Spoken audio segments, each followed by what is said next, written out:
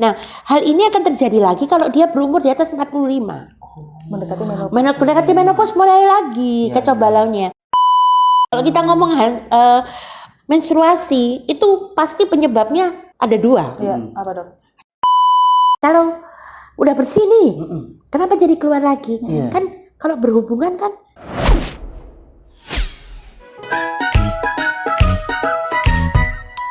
Halo. Hai Merdos kalian. Halo. Kita jumpa lagi hari ini di Merspace bersama dengan dokter kesayangan dari RC Kendang Sari Mer. Kita hari ini bahas tentang menstruasi dan kontrasepsi. apa sih? KB. Kayaknya seperti itu Mbak Din ya. Tahu KB? Kami tahu karena kan kebetulan saya sudah beristri ya. Sebelumnya saya nggak tahu karena sekarang sudah tahu sih KB apa. Tahu ya? Iya. Tahu ya? KB itu. Oke, KB toh? Iya. Oke, hari ini kita jumpa lagi dengan Dr. Siti Rizarina, spesialis obstetri dan ginekologi dari RCA Kendang Sari Mer Surabaya. Hai dok. Hai. Halo dok. Hai. Gimana, Hari Dok? ini kita habiskan Dr. Rina. Kok mengerikan gitu? Mengerikan. Aku dihabiskan. Hari ini kita akan bahas ulik-ulik terus, Dok. santai Oh gitu ya? Betul. Oke, that's okay. Santai aja dok, kita akan bahas tentang menstruasi dan kontrasepsi. kontrasepsi gitu. Hai dok, apa kabar? Baik. Dina, Baik. gimana kabar? Baik, Effendi. Alhamdulillah baik juga dokter. Sehat selalu ya? Sangat baik. Operatornya nggak tanya dok? Oh iya, operator boleh deh. Biar selalu sehat. Harus sehat dok. Harus sehat. Kalau dia nggak sehat nanti, Betul. aduh. Pusing nanti dia. Kacau dah kita. Apa, dok? Kacau dah kita. Seneng banget ya. Ya, kita akan bahas santai tentang menstruasi dan kontrasepsi ya, Oke. dok ya. Dokter, umumnya nih pasien-pasien yang datang ke klinik tuh ke poli umumnya itu dengan keluhan apa sih untuk menstruasi? Paling sering ya. Kadang-kadang haid tidak teratur yang paling banyak ya. Paling banyak ngomongnya haid tidak teratur. Haid tidak teratur itu bisa haidnya memanjang, bisa haidnya kacau balau. Yang paling banyak keluhannya seperti itu, Pak Din. Paling banyak berarti. Iya. Kalau usia dok? Usia paling sering Remaja itu gitu? Ada nggak sih? remaja banyak. Remaja banyak Sudah karena mulai sebetulnya awal-awal. remaja itu kan istilahnya baru belajaran ya haid itu ya. Iya. Jadi kayak orang naik sepeda gitu, kadang jatuh, kadang jalan dengan enak, mulus, smooth, kadang jatuh, kadang kedubrak. Itu yang terjadi. Jadi banyak itu. Oke. Haidnya ntar 2 bulan, 3 bulan nggak datang, bingung ibunya, Iya, anaknya juga khawatir. bingung, Nah, khawatir. mama Kok, banget tuh. mama banget kan. Habis itu nanti, bulan ini tanggal 1, entar tanggal 15 datang lagi, bingung lagi ibunya. Itu yang terjadi. Makanya, oke, kacau ya dok. iya berarti ya. kacau. Memang karena ya seperti kita naik sepeda itu, karena masih belajaran kadang jatuh, kadang jalan mulus, smooth. Jadi semua itu awal 2 tahun, 3 tahun awal itu memang kadang-kadang kacau balau. Paling rendah It's itu di usia normal. berapa ya dok? Paling rendah yang rendah tuh konsultasi. Yang konsultasi, terkait menstruasi. menstruasi kecil. 11, 12. 11 tuh Tapi berarti sekarang kelas berapa umur ya? haid itu Kelas 5, lebih kelas 6. lebih maju loh. Iya, dok. Ada pasien-pasien yang sudah haid umur 9 loh. 9 tahun. 9 tahun sudah haid. Gimana reaksi orang tuanya? Saya juga mikir karena anak saya perempuan ya. Kan, Oh, iya, Dok? iya, iya. Gimana? Jadi untuk mengedukasi bagaimana kayak gitu tuh kan itu perlu apa ya? Perlu kedewasaan, Iya, betul. perlu apa ya? Bisa bersih-bersih sendiri, higien sendiri. Iya. Nah, untuk anak-anak yang lebih muda ini lebih susah. Oh, bayangin deh anak umur kelas 4 SD disuruh Bersihin kayak gitu-gitu tuh kan. menstruasinya. Iya, agak susah. Kasihan. Itu Untuk karena hormon atau gimana dok? pastilah. Kalau kita ngomong menstruasi itu pasti penyebabnya ada 2. Iya, apa dok? Rahimnya atau hormonnya. Jadi Dua seseorang itu itu aja ya? iya, seseorang ini bisa haid. Iya. Haid itu karena dia punya haid dan dia punya hormon. Nah, Nah, kalau punya rahim dan punya hormon. Kalau misalnya nggak punya rahim, otomatis juga dia nggak akan haid kan. iya, betul. Kemudian kalau dia hormonnya kacau balau, ya haidnya jadi kacau balau juga. Jadi sebenarnya 2 ini berhubungan, Berkaitan ya. berkaitan. Umur 11. Umur 11 itu sudah biasa sekarang. Tadinya Malah anaknya umur berapa? 11 tahun. 11 tahun udah mulai haid belum? Sudah. Enggak, Oh, kan. dia sudah SMP sih, Dok. Ih, kok curhat ya? Bentar gue aja. Jadi curhat ya. Soalnya kebetulan anak saya laki-laki semua, Mbak. Kalau Dokter Ira sama saya sudah punya anak Kalau cewek. kalau laki-laki jangan salah loh. Kalau dulu kita mikirnya, wah aku enak ya punya anak laki-laki, kita nggak punya beban. Tapi sekarang dengan kehidupan yang sekarang itu, aduh bebannya tambah tinggi sama aja. Sama aja ya, Dok ya. Betul. Apalagi tawuran tau gak? Betul. Gelut. Betul itu, Dok. Orang mau udah kayak kapal pecah. Kalau ada- Iya betul. Sekarang itu Itu tuh. Dok, usia 11 tahun datang. Iya. Lah ini kekhawatiran orang tua terutama, Dok, ya, stres, khawatir. Kok telat haid aja khawatir. Iya, Orang tua betul. tadi kita bilang kacau, nggak haidnya kacau juga khawatir. Nah, ada apa ya dengan anak saya, Dok? Amankah tidak hamil atau Ya, apa? itu Benar kan nggak? jadi problem juga. Nah, Apalagi kan? misalnya pergaulan sekarang Iya, ya. betul. Kita jadinya ya itu taunya anakku baik-baik aja dalam tanda petik. Oh ya dia haid. Oh oke. Kayak gitu kan. Tapi kadang-kadang juga bukan berarti dengan cuman kita ngawasin seperti itu anak Iya. kita baik-baik aja. Enggak. Nggak bisa zaman sekarang. Kan? Itu Sama aja, sama perempuan laki-laki aja. perempuan Iya, sama Zaman sekarang.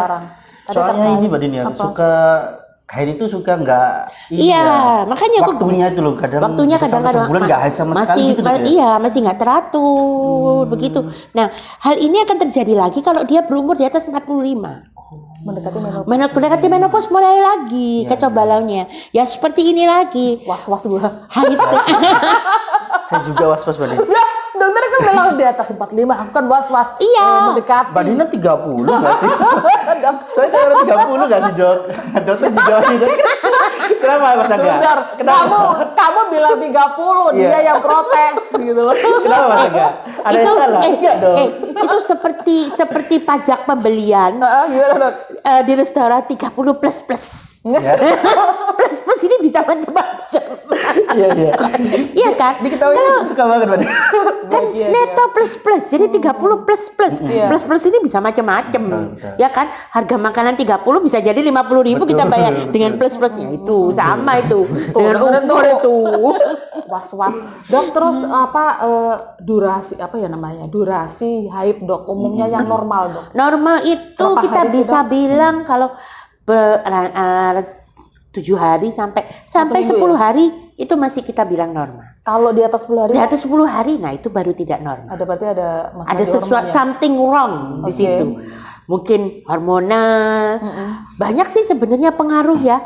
Bisa hormonal, bisa pada penderita-penderita kelainan darah, kemudian orang dengan hipertensi itu bisa mengakibatkan haidnya juga nggak berhenti-berhenti. Kalau dari gen, Dok, misalnya nih, saya dulu itu haidnya usia itu sekitar 12 tahun ya. Anak apakah juga nanti seperti itu? Terus yang kedua, masa haidnya apakah juga gen saya saya dulu tuh 10 hari, anak saya juga pasti 10 hari. Enggak juga. Enggak ya, Dok, beda ya. Pengaruh Enggak. gitu ya. Berbeda.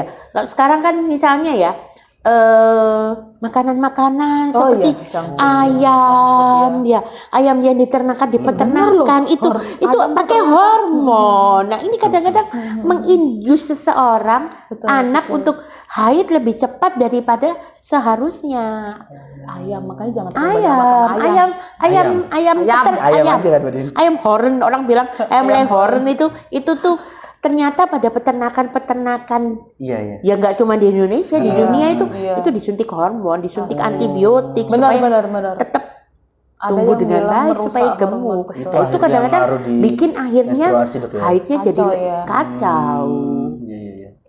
Selain itu untuk wanita-wanita ya, kecapean sebenarnya kita nggak pernah. Haid itu tidak terpengaruh dengan kecapean, tapi stres. Oh, Lah, bukan karena capeknya, tapi karena stres. Karena apa? Dengerin Iya, tuh, jangan begitu. Istri-istri kalian ya. Iya. Aku capek, Mas, capek. Haidku Bukan capek, bukan capeknya Tapi bukan karena sebetulnya. capek, karena stres belum kembali belanja. Karena Iya, iya. stres ini Oke. berpengaruh dengan memproduksi hormon-hormon Oke. macam-macam kan, stresor itu. akhirnya, Akhirnya ya, Dok. hormon-hormon yang diproduksi oleh karena kita stres itu menyebabkan haidnya juga terpengaruh. Jadi bukan berarti karena aku capek, haidku nggak coba. Bukan, karena stres. Jadi orang-orang dengan load pekerjaan yang tinggi, itu dengan stresor yang tinggi, haidnya biasanya kacau balau. Gak usah jauh-jauh, saya aja waktu dulu saya masih sekolah, gitu saya mau ujian pasti saya akan haid. Stres. Stres. Ngomongin masalah istri saya tadi ya baru ingat saya. Kayaknya dia mau konsul dok. Mau pengakuan dosa dia. Ini Mungkin ini juga mungkin Mas Angga juga pengen tanya seperti itu juga ya. Saya mewakili Mas Angga juga sih. Iya, kenapa? Jadi laki-laki nih ya. apakah ini dok, perempuan itu kalau misalnya sudah haid nih, misalnya sudah 7 hari nih, terus mohon maaf dia sudah digauli gitu Pak dia, terus besoknya ada haid lagi, itu kadang bisa gitu juga nggak sih dok? Jadi gini, jadi proses haid itu sebetulnya darahnya itu ada bagian dari rahim yang luruh kan? Loh, kenapa jadi keluarnya sedikit-sedikit? Sedikit-sedikit. Gitu. Karena rahim itu lubangnya dikit, kecil kan. Jadi dia keluar blue. Nah, kalau udah bersih nih, kenapa jadi keluar lagi? Kan kalau berhubungan kan rahim tuh goyang. Jadi sisa-sisa dikit-dikit itu keluar. Mesti nggak banyak kan? Iya benar. Ya itu kan kayak zaman dulu gitu ada saringan air dari batu itu kan. Dimasukin air atas bluk. Habis selesai kan, berhenti kan. Tapi kan kalau kita goyang-goyang gini, nah itu yang terjadi. Karena itu. Jadi haid itu sebenarnya luruhnya barengan, gini. Tapi kenapa jadi kok sampai 7 hari? Lubangnya rahim itu kecil. Jadi darahnya dikit-dikit. Mereka aja nggak tahan dok. 7 hari ya. 7 hari ya. Lain kali tuh dicatat haidnya istri itu berapa hari. Jangan kurang dari itu. Saya kan apa kata senior saya yang sudah pengalaman sudah jauh ya Pak. Jadi seperti itu laki-laki curhat ini kayaknya dok. Itu yang terjadi. Jadi tapi normal ya dok. Iya masih normal. Makanya aku bilang kalau sesuatu kantong gitu kalau udah kering kalau kita goyang-goyang gini kan pasti ada yang keluar. Itu yang terjadi. Oh baik, karena itu akhirnya tahu ini aku. Dan kenapa jadi ada orang yang misalnya ya haidnya lebih banyak ya pada wanita-wanita yang sudah pernah melahirkan segala, mulut rahimnya kan lebih gede, jadi netesnya pasti lebih banyak. Iya betul. Nah itu udah puas. Lumayan sih. Jadi karena itu akhirnya saya tahu kalau misalnya. Tapi normal, tenang aja mas. Tapi meskipun itu udah 7 hari sih, itu sudah saya tunggu seharian penuh itu memang nggak keluar. Terus akhirnya dipakai. Itu yang terjadi. Terus akhirnya berbuatlah. Makanya kalau kita biasanya tuh ya itulah filosofi yang terjadi adalah masih ada sisa tuh dikit. Begitu di dasar ini di dekat lubang, jadi kita goyang-goyang keluar ya dok. Bersih habis itu. Jadi harusnya nunggu berapa lama lagi tuh dok? Nunggu sih 2 hari setelah memang gitu. benar-benar bersih Ya, gitu ya. Atau memang kadang-kadang ya biarin aja keluar kan, ya sudah. Oh ya sudah ya. Bahasanya dia, mah, iya. udah belum? Bersih belum mah? Kita bisa lihatnya dari kalau ketika dia sudah sholat nggak di dia. Iya betul. Udah sholat ya.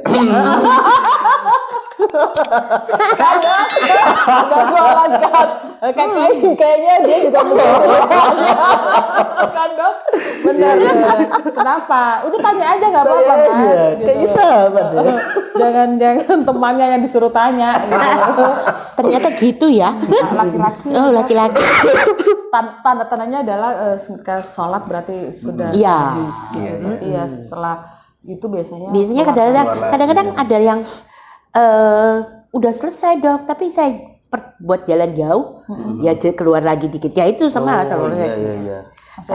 Masih ada sisa dikit ya. Olahraga ngaruh juga. Iya bisa. Kan goyang tuh. Iya goyang.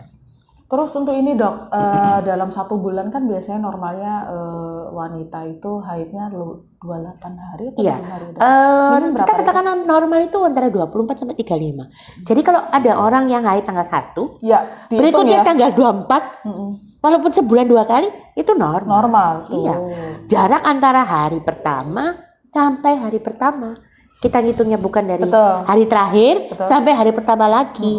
Jadi ngitungnya kalau misalnya hari pertama haid tanggal 1. Berikutnya haidnya tanggal 24 bulan Iya, yang benar. sama, kita masih normal. Karena kan 24 hari. Iya, tadi 24 ya. hari. Ngitungnya dari hari pertama bukan hari Hari terakhir, haid. iya betul. Tahu. Salah ngitung ya. Seperti itu. Terus yang kedua ini dok, kenapa sih menstruasi disertai dengan nyeri haid ya dok ya? Jadi haid itu yang paling sering penyebabnya macam-macam sih, Din. Itu sampai pingsan, sampai ada pingsan gitu ya? Kadang-kadang itu yang paling jadi concern kita pada nyeri haid adalah endometriosis. Nah, Itu yang paling concern kita. Jadi yang paling jadi masalah itu adalah endometriosis dan kalau ada tumor di rahim, miom gitu, karena memang haid itu menyebabkan kontraksi kan, Din. Kontraksi kalau ada bendol di situ kan otomatis bikin nyeri. Dan kalau endometriosis ya karena proses endometriosis itu sendiri menyebabkan nyeri. Mungkin nanti kamu mesti bahas deh apa itu endometriosis. Next ya, Next. Mas Ang. Boleh. Karena panjang itu. Iya betul. Dan kalau kita ngomong endometriosis, panjang dikit ya. Ya, Kalau kita ngomong boleh. endometriosis Dikit itu aja. never ending story deh. Nggak akan selesai. Betul. Lanjut ya. Lanjut terus, never ending story itu. Kayak film tuh. Kita bikin film sudah Film durasinya berseri berapa jam itu. Yang pertama. Film apa tuh? Oh gitu ya dok ya. Jadi memang nyeri haid seperti itu ya. Kenapa sih sampai ya biasanya dialami sama anak-anak yang remaja dok ya, berarti dewasa. Yang perutnya sampai sakit gitu ya, Mbak Dina? Hormonal. Iya. Tapi kenapa sih dok setelah menikah punya anak, kenapa sih bisa hilang? Kan hormonal, Din. Tadi juga. Itu yang aku alami. Iya, hormonal. Aku alami Iya. Iya. Kalau hormonalnya udah mateng istilahnya ya, udah settled, udah enak gitu, Sudah biasanya nggak sakit sampai nggak sekarang. Oke, berarti itu normal ya dok ya? ya asal semuanya baik-baik saja loh, Fine, maksudnya ya, nggak ada okay, ya, endometriosis, nggak ada masalah. apa-apa. Kalau memang kita nggak nemuin ada kelainan apapun dan hilang-hilang sendiri, ya udah. Iya, setelah saya punya anak itu terus saya dulu kan ya mules-mules gitu Nah, kan. Mules-mules betul, sedep betul. lah, nyeri-nyeri sedep. Iya. Iya, terus akhirnya punya anak melahirkan normal, itu spontan Ya. itu ya hilang dong. ya Udah karena nggak sakit gitu, Sudah nggak Mbak sakit Dina? lagi sampai sekarang. Ya, istri ya hormonnya nggak ada jadi keluhan terkait jadi menstruasi. balance-nya hormonnya itu jadi lebih bagus. Oh, begitu. Jadi menikahlah. Hah? Betul. Serius? Iya betul. Mana nih? Jadi menikahlah gitu. Menikah ya. Karena selain menikah mungkin menyebabkan bukan menikahnya sih, kedewasaan itu memperbaiki hormon juga. Kemudian juga kalau memang ada masalah cepat bisa tertangani karena kita mau memperbaiki haid seseorang. Sebenarnya kalau seorang wanita ini bisa haid berhubungan dengan ovulasi, sel telur dan lain-lain. Nah, kalau misalnya kita memperbaiki rangkaian haidnya dengan mengindus sel telur kan, kalau misalnya belum nikah kan eman-eman sel telurnya. Iya. Jadi itu kenapa jadi orang-orang yang bermasalah, haid nyeri, kemudian ada gangguan haid yang nggak teratasi. Jadi kalau haid misalnya kacau balau, biasanya kalau masih gadis, kalau udah umur pernikahan ya, umur bisa menikah, kita akan sarankan udah Bu nikah aja Mbak. Nanti dengan nikah kita jadinya bisa lebih intens untuk mengawal penyebabnya ini kenapa, dan kita bisa memberikan obat-obatan terapinya terapi hormonal dengan lebih bagus juga, dan fokusnya jadinya lebih jelas gitu loh, Din. Nggak cuma memperbaiki siklus haid, tapi juga untuk supaya fertilitas perempuan ini juga bisa terjaga gitu loh. Nah, benar tuh, benar. Ya itu kita agak melenceng sedikit nih, dok. Tanya nih. Iya. Kenapa sih suka dengan ilmu kedokteran, dok? Betul. Aduh, awal-awal dulu mulai ada bibit-bibit suka. mulai suka kedokteran itu sejak kecil ya, karena papaku dokter. Nah, itu dia. Baru tahu dia dong. Aku Saya juga baru tahu, Mbak. Aku dari kecil itu memang cita-citaku jadi dokter. Okay. Jadi aku pingin jadi dokter. Adik-adikku tuh nggak ada yang mau pingin jadi dokter, Din. Oke. Jadi kemudian aku masuk fakultas, saya masuk ke kedokteran. FK itu jamnya itu teratur, Din. Kita sekolah seperti SMA. Iya. Jam 1, jam 2, jam 3 pulang. Oke. Setelah itu kita nggak punya waktu awal-awal sekolah itu waktu masih betul-betul masih kuliah tanpa belum praktek gitu, belum jadi dokter muda, belum apa gitu. Itu pulang jam 3 pulang. Rutin ya. Jadi akhirnya adik-adik saya yang dulu bercita-cita untuk jadi selain dokter, melihat betapa bahagianya saya sekolah di kedokteran. Pagi pergi jam 6, setengah 7 dari rumah, kuliah jam 7, nanti jam 3 pulang. Itu dibandingkan dengan perguruan tinggi seperti kadang ada tugas malam, kadang apa. Teknik itu mereka lebih susah, ya kan? Lebih nggak teratur jamnya. Akhirnya semua masuk ke kedokteran ikut.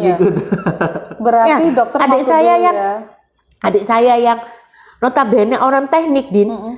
Jadi dari sekolah SMA-nya tuh dipersiapkan untuk jadi seorang mahasiswa teknik, Din. Putar haluan gara-gara lihat aku. Dengan keteraturan kuliah. Ya, almarhumah. Oh ya. Almarhum Dr. Rizalina. Iya. Jadi dia tuh disiapkan untuk jadi seorang teknik karena dia fisika, matematika, pinter itu. Oh, orang teknik memang sih. Iya, dia pinter teknik. Jadi disiapin oleh sekolahnya. Dia begitu lihat keteraturan saya, ngikut kakaknya. Akhirnya dimarahin sama guru kepala sekolah. Oh iya.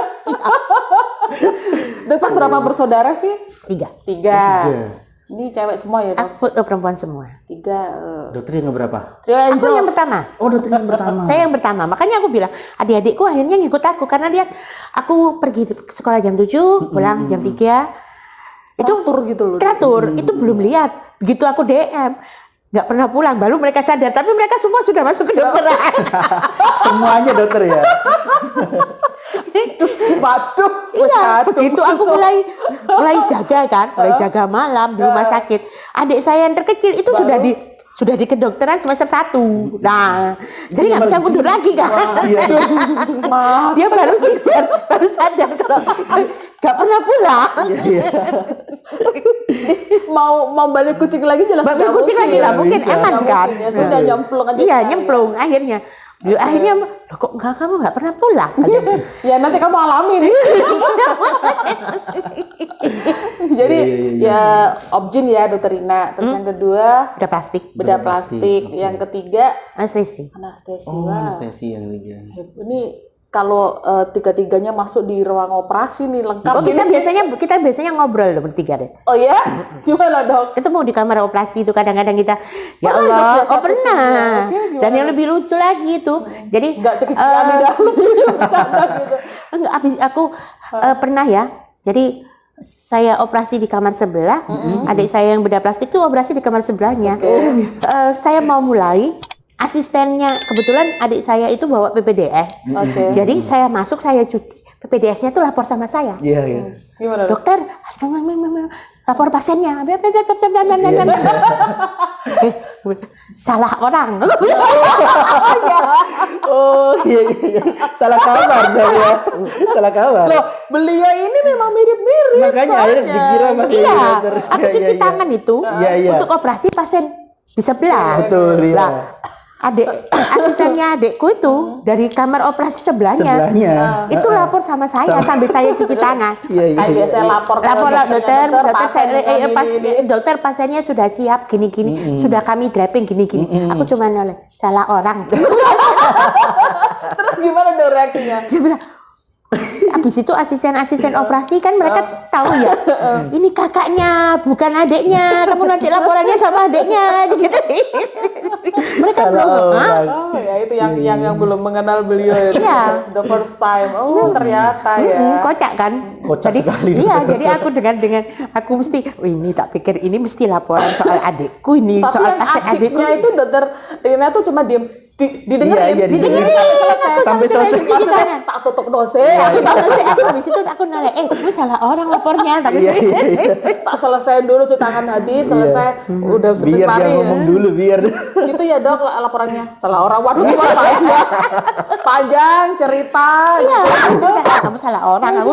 Jadi asistenku yang sebelahnya tuh yang ikut cuci barengan sama aku tuh kamu laporannya salah nanti. Jadi nanti ini kakaknya, adiknya belum datang.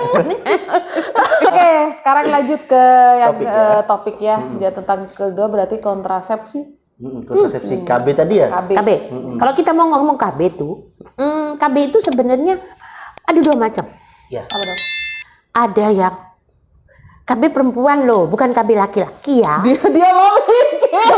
Sebenarnya ada penelitian memang KB laki ada. KB buat laki-laki ada. Ini kita bahas KB perempuan KB dulu. perempuan loh ya. Iya, siap dokter. Jadi ada dua tuh. Ada dua, KB hormonal dan KB mekanik. Oke. Iya terus. KB mekanik itu biasanya yang kita kenal sebagai spiral atau orang kenalnya IUD. Itu KB mekanik gitu. Kemudian yang kedua pakai kondom. Itu mekanik. Kondom itu mekanik. Kalau seperti IUD spiral itu mekanik juga. Kondom itu ada kondom laki-laki, ada kondom perempuan loh. Belum tahu kan? Belum tahu saya dokter. Kalau perempuan, kalau laki tahu ya. Kondom perempuan itu jadinya mulut rahimnya yang ditutup sama karet. Tapi aman ya dokter Sofia? Ya buat kita di Asia gini agak repot ya karena masukin ke dalam vagina. Tapi buat orang luar itu mereka that's normal. Normal tuh. Iya. Jadi mereka ada kondom laki-laki dan ada kondom perempuan. Itu mekanik ya. Kemudian untuk KB hormonal itu berarti memakai obat-obatan hormonal. Ada dua jenis obat-obatan yang dipakai. Jadi ada yang kombinasi. Jadi isinya adalah hormon estrogen dan hormon progesteron yang dijadikan satu dalam satu sediaan, baik itu berupa pil maupun berupa suntikan. Nah, ini jenisnya macam-macam. Ada yang suntikan KB yang 1 bulan, itu isinya adalah estrogen dan progesteron. Kemudian pil KB seperti andalan, mikroginon, kemudian Dayen, Yasmin, macam-macam dah, yang kayak gitu-gitu, itu pil KB kombinasi yang berisi estrogen dan progesteron.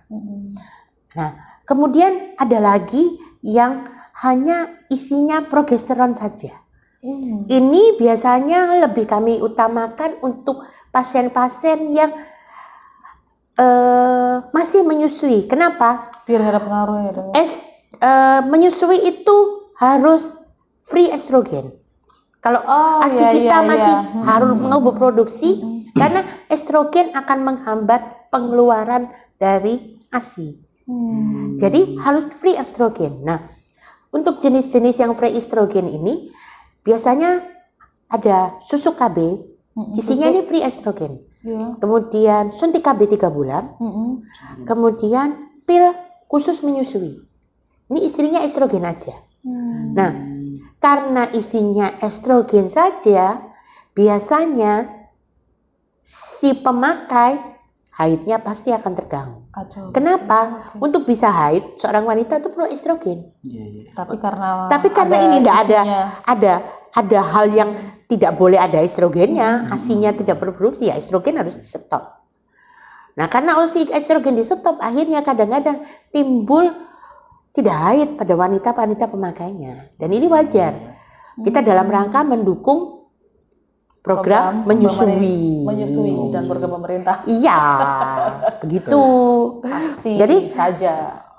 Sebetulnya kalau kita ngomong KB ya, KB itu pilihan. Anda mau pakai apa? Kami akan menerangkan keuntungan dan kerugian. Jadi sistemnya ada swalayan, swakelola. Kita hanya mengarahkan mau seperti apa. Iya dong, betul. Semua terserah kepada pemakai. Betul. Jadi kalau misalnya kita bilang ya Bu, kalau gini, asal dia mau ya sudah. Nggak apa-apa. Ada resikonya sendiri. Ada resikonya sendiri. Ya, seperti juga hidup kan, hidup itu juga beresiko. Nggak ada hidup yang tanpa resiko. Tidur aja beresiko, Iya, bisa jatuh. Betul, Itu resiko loh, Dek. Betul. Iya, betul. Umumnya kayak datang ke dokter tuh KB. Dok, saya pengen KB tapi saya tetap ingin langsing, saya pengen tetap cantik, tidak berpengaruh pada kulit saya. Nah, kalau kita ngomong tidak gemuk, tidak mempengaruhi ya. Berarti itu pilih mana, Dok? KB mekanik lah. Mekanik aja lebih Iya, lebih aman. Ya. Kalau nggak pakai spiral, ya pakai Mekanik, kondom. Spiral atau kondom. Tapi kalau misalnya nggak Dok, aku pingin mau pakai KB hormonal. KB hormonal kalau paling pingin nggak gemuk, pingin ya ngepil, paling ringan itu. Tapi harus iya kan. KB hormonal itu kan macam-macam tuh. Yeah. Ada yang suntiknya sebulan, ada yang harus minum pil tiap hari.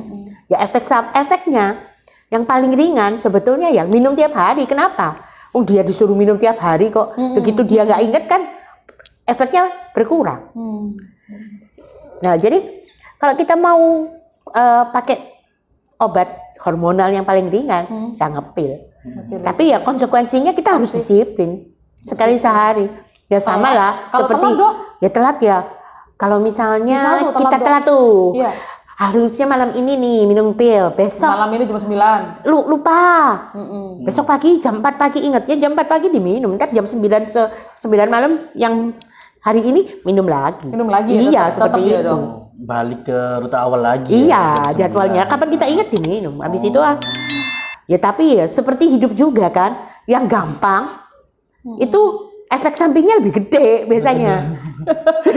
Hidup lagi. Iya kan, benar kan? Betul. Seperti hidup. Orang dengan KB 3 bulan itu biasanya gemuk. Iya. Haid nggak teratur. Habis itu kan coba. Makanya aku bilang enak kan, suntiknya cuma 3 bulan sekali. Tapi ya efeknya pasti lebih gede. Tambah gemuk. Makanya yang KB apa tuh? Yang ngepil saben hari harus minum, efeknya lebih kecil. Tapi ya harus disiplin. Harus disiplin. Makanya aku bilang kan seperti hidup juga lah. Yang mau enak-enakan itu efek sampingnya mesti lebih gede daripada yang lebih sengsara, ya kan? Betul kan? Betul. That's life. Untuk KB IUD itu kebetulan istri saya lagi yang kena nih. Dia di rumah gimana tuh? Jadi istri saya itu kebetulan sekarang itu kan pakai KB IUD ya. Untuk biar tetap aman, paling tidak kau harus kontrol lah. Kontrol teratur 6 bulan sampai setahun sekali, posisi bagaimana. Itu kan bisa miring juga. Bisa miring lah. Apalagi kalau misalnya aktivitas, misalnya dia seorang yang suka nari, dansa, habis itu aerobik, yang loncat-loncat, kayak gitu tuh, itu riskan untuk terjadi pergeseran. Jadi ya kontrol lah. Idealnya kontrolnya berapa bulan sekali, dokter? Biasanya kita akan nyuruh kontrol paling tidak setahun sekali. Cukup setahun sekali. Tapi kalau misalnya dia beraktivitas atau selalu lebih berat ya, kemudian juga misalnya ada yang rasa aduh kok nggak enak ya, gitu kontrol aja.